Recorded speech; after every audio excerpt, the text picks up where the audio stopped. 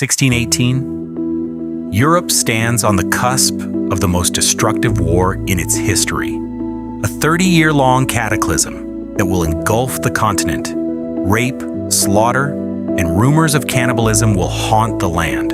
War, starvation, and plague will decimate whole populations. Men, women, children, soldiers, and civilians. No one will be spared in a conflict that still casts a long shadow across European history to the modern day. 100 years after the Protestant Reformation split Christianity into rival camps, Europe is bitterly divided. Many northern rulers have embraced the Protestant teachings inspired by Martin Luther.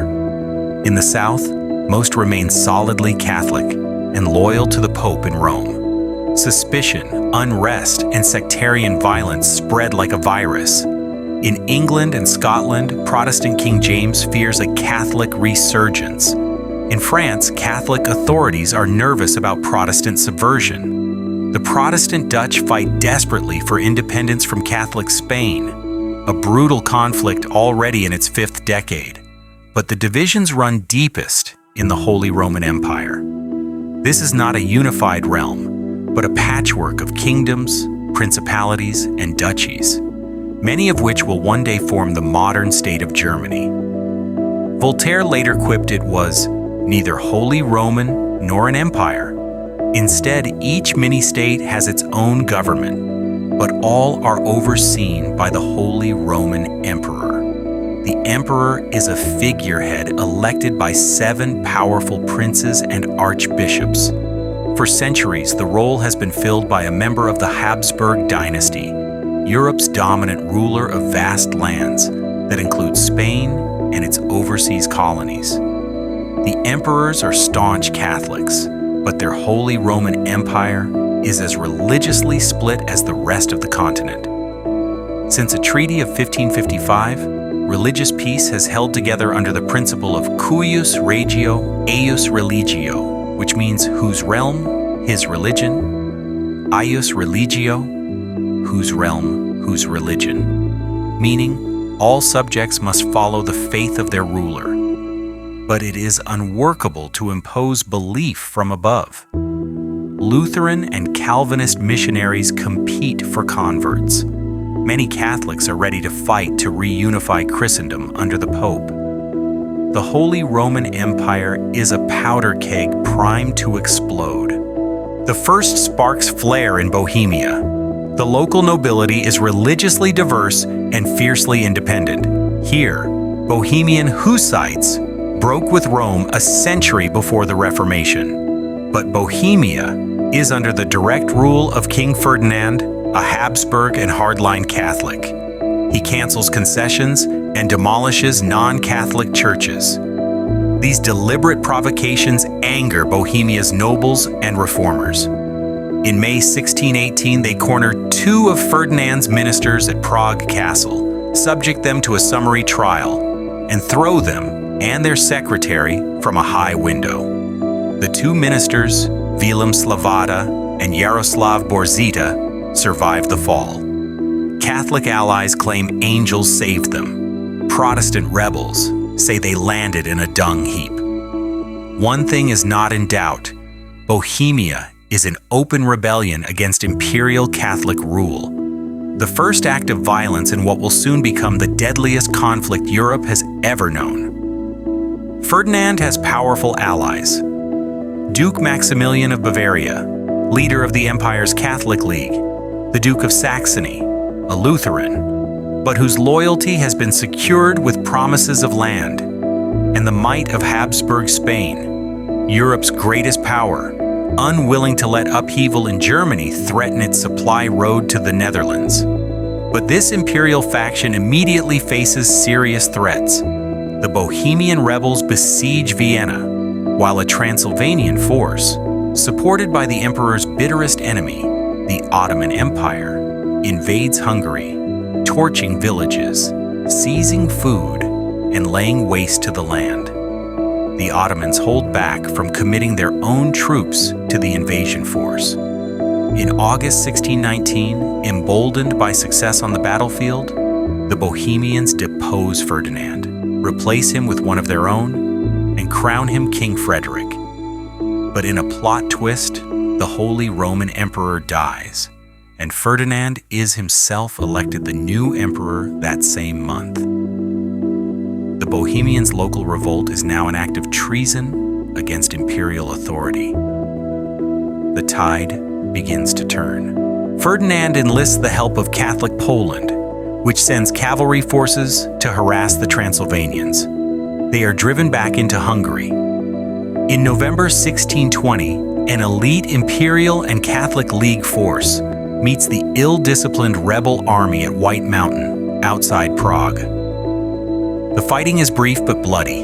In just over an hour, 1,000 Protestant soldiers are slaughtered. The fledgling Bohemian independence movement appears to have been crushed, but the wider conflict is far from over, and soon the flames of religious war will spread across the continent.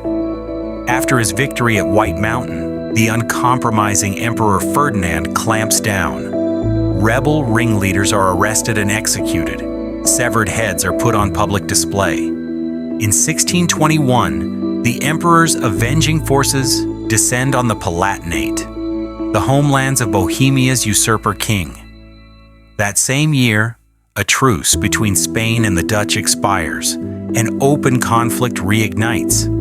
It will soon blend into the wider European war between Catholics and Protestants. With Spanish help, Ferdinand's forces spend 3 years crushing all resistance, clearing the Palatinate, the Rhineland, and Westphalia. By the end of 1623, most of Western Germany is under Catholic League occupation. The mostly Protestant lords of northern Germany are alarmed by Catholic armies so close to their borders. In 1625, Christian, King of Denmark and Duke of German Holstein, declares war on Ferdinand and marches south, a preemptive strike to secure his hold over North Germany. Catholic League forces march north to confront the Danes and their allies.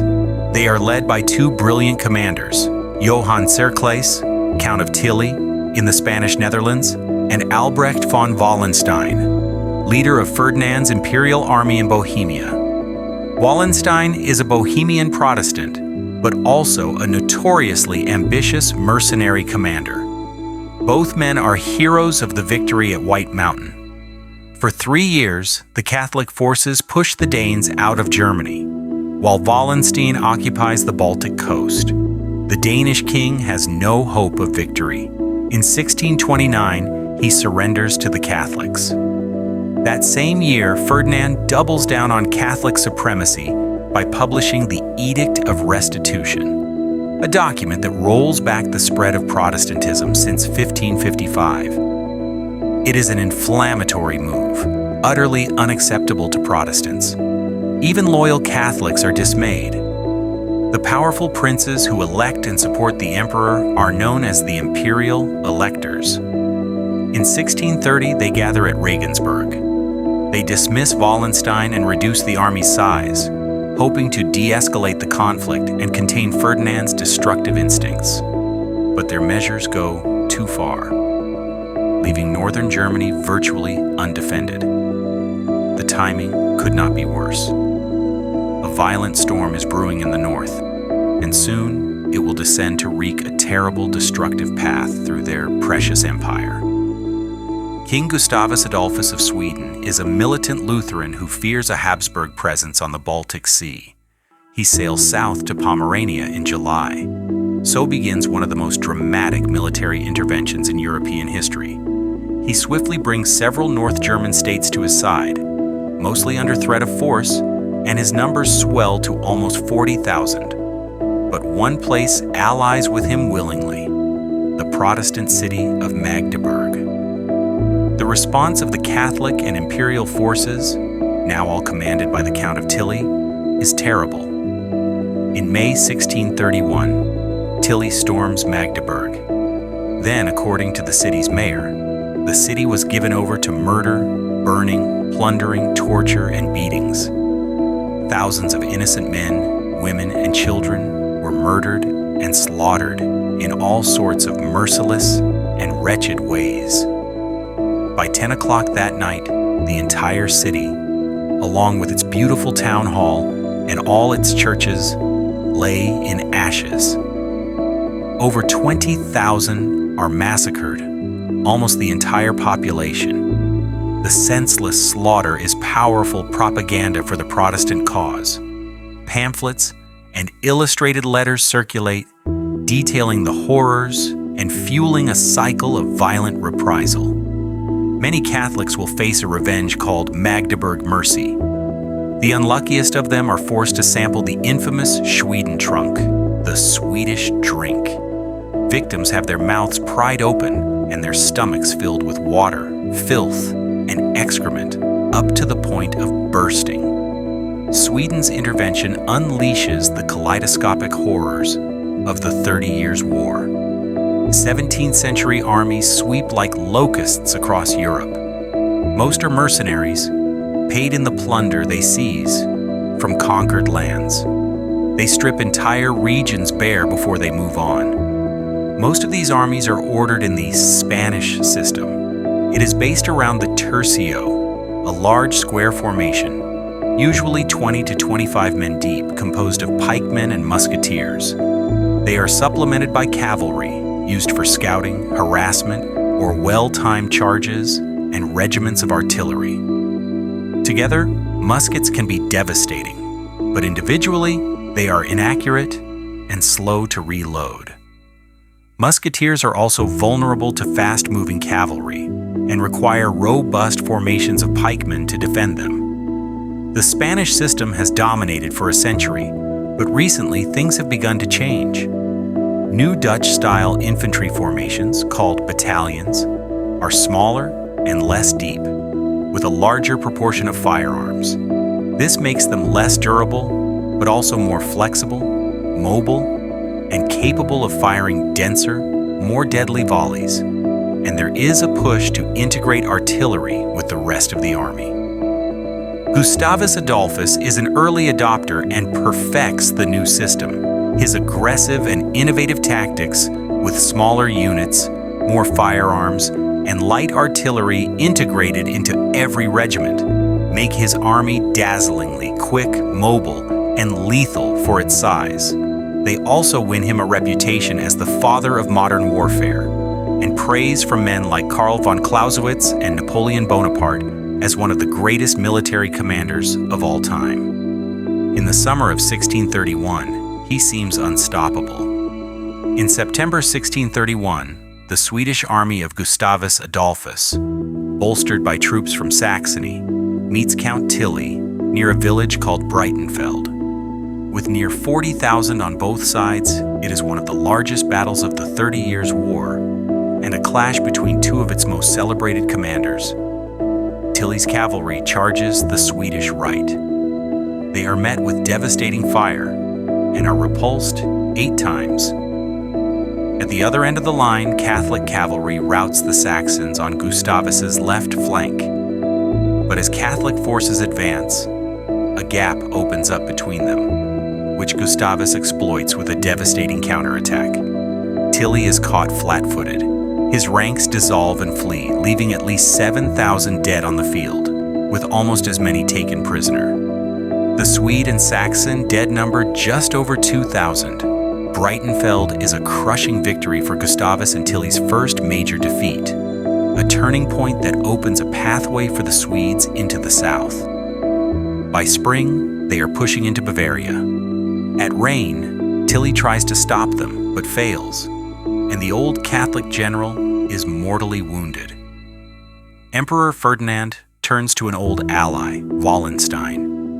In July 1632, Gustavus has moved north again to Nuremberg. Wallenstein sets up camp nearby. Both sides struggle to find food and are ravaged by starvation and disease. Wallenstein breaks camp to scour Saxony for supplies. Gustavus follows and offers battle near the town of Lutzen. He needs a quick victory before Wallenstein can be reinforced, but a thick fog spoils his plan. In the chaos, Gustavus leads a cavalry charge, loses his way in the fog, and is killed. On paper, Lutzen is another Swedish victory, but the king's death is a grievous blow. The Protestant cause reels from the loss of the Lion of the North, one of history's great military innovators and leaders. If Gustavus Adolphus had walked away from Lutzen, history may have been very different. And such mishaps and accidents are sometimes argued to be as important to history as its great structural forces, like culture and demography. That winter, Swedish troops are mutinous and desperate. But Wallenstein holds back his forces in the east near his own estates. In January 1634, Emperor Ferdinand learns Wallenstein has been negotiating his own separate peace. He is declared a traitor, cornered by imperial officers at his headquarters, and he too is killed. It's the end of an era. 3 giants are dead: Tilly, Gustavus, and now Wallenstein. The emperor turns his attention to the Swedish scourge. 33,000 imperial troops move into Bavaria. 26,000 Swedes meet them in pitched battle at Nördlingen. Without their totemic leader, the Swedes stumble to disaster. They lose half their army, a potentially fatal blow. But it draws a new player into the fight: France. 1635. War has raged for 17 years. Hundreds of German villages lie in ruins. Food shortages are chronic.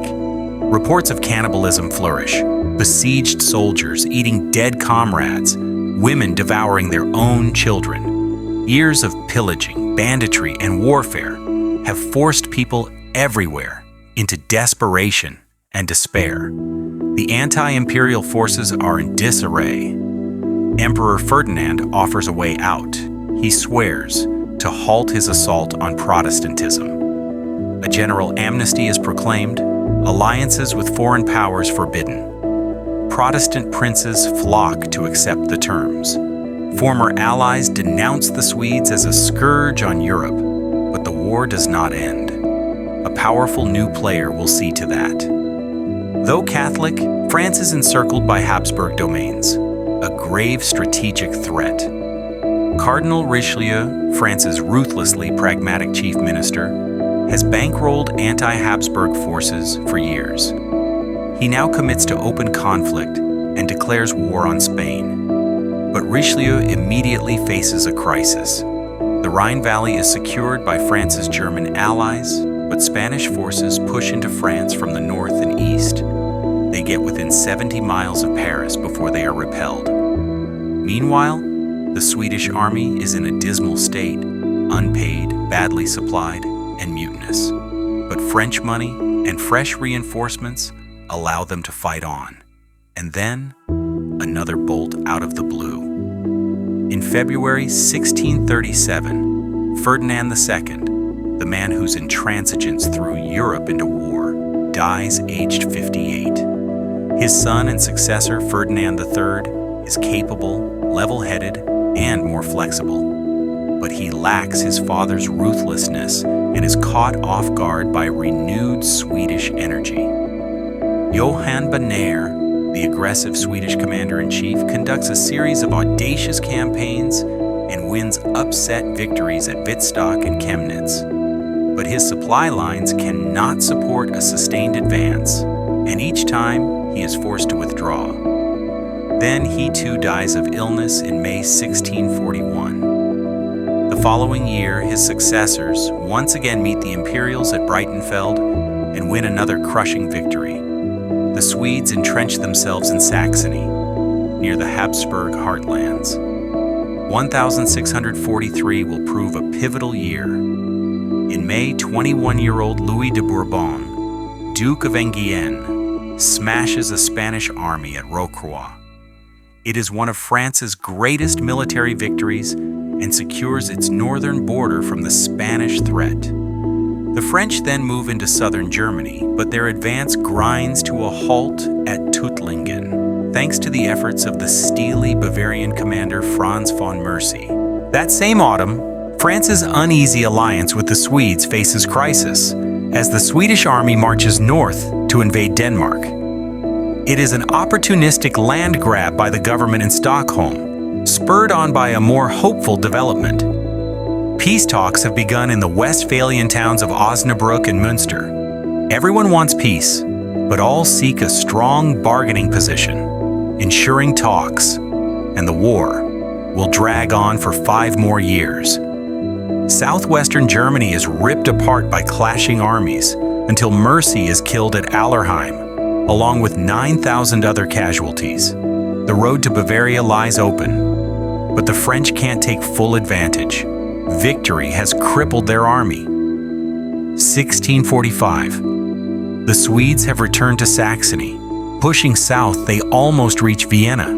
But with too few men to take the city, they swing north to loot Moravia and fall back. By 1646, the French have regathered their strength and march against Bavaria. A Swedish force joins them and maneuvers past Emperor Ferdinand's main army, leaving Bavaria virtually undefended. To save his duchy, Bavaria's Duke Maximilian, one of the few leaders in place since 1618, offers peace, only to rejoin the war a few months later. The French and Swedes have had enough and decide on a joint, decisive blow. In May 1648, the last imperial field army is shattered at Zusmarshausen. The remnants fall back into the far south, leaving Bavaria's countryside exposed to plunder, pillaging, and wanton violence. While the remains of the Bavarian and imperial armies hold up a desperate defense, a separate Swedish force marches south from Saxony and reaches Prague. In a twist of fate, they capture Jaroslav Borzida, one of the men thrown from the castle window 30 years before. But the Swedes can't take the city. Both sides are exhausted, down to their last reserves of stores and energy. Then, in early November, momentous news arrives: peace. After 5 years of discussion in Westphalia, conditions have finally been set. The terms: Dutch independence from Spain, along with that of Switzerland, one of few imperial realms that has managed to stay neutral in the war. Greater religious tolerance in Germany.